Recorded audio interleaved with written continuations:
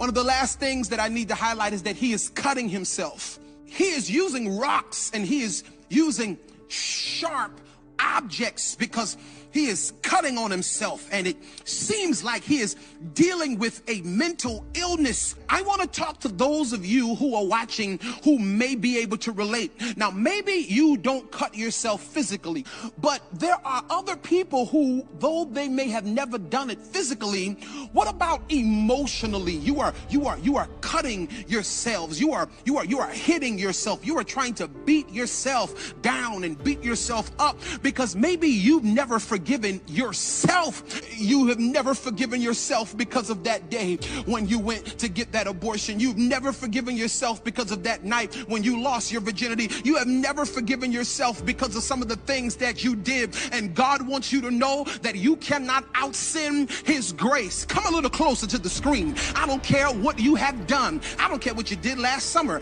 I don't care what you did at band camp last May. The fact of the matter is, God's grace is greater than your mess-ups. It is greater than your mistakes. It is greater than your idiosyncrasies. It is greater than all of your proclivities. Whatever you have as an extremity is simply an opportunity for God to get glory out of your life. God died for you while you were yet sinners.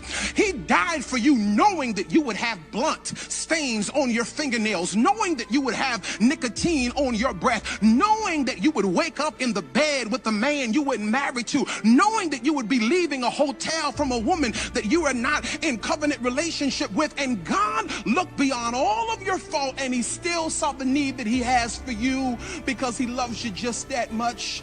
You don't have to cut yourself. I know when we think about hearing stones drop, we are reminded of the scenario when the Pharisees, the Sadducees, and the religious folk who were sad, you see, they wanted to stone a woman because she was caught in the very act of adultery. You remember that? And Jesus says, he who have no sin cast the first stone. And because nobody was perfect, they all dropped their stones. Well, I want you to know that you've been cutting yourself and you've been beating yourself and you've been trying to give yourself a hard way to go. You've been cutting yourself and beating yourself with stones because you hadn't written the book yet. You've been giving yourself a hard way to go because you haven't started the business yet. God gave you a burden for something and you haven't done it yet, and you have felt like maybe you are out of time, but I want you to drop your stones. In fact, can you just take a moment and write that in the text box? I'm dropping my stones. I'm dropping my stones. If Christ can forgive me, I'm dropping my stones. If Christ, who knows my resume, can still call me, I'm dropping my stones. I don't get to stone me when God chose me in spite of me. I'm going to put my stones down.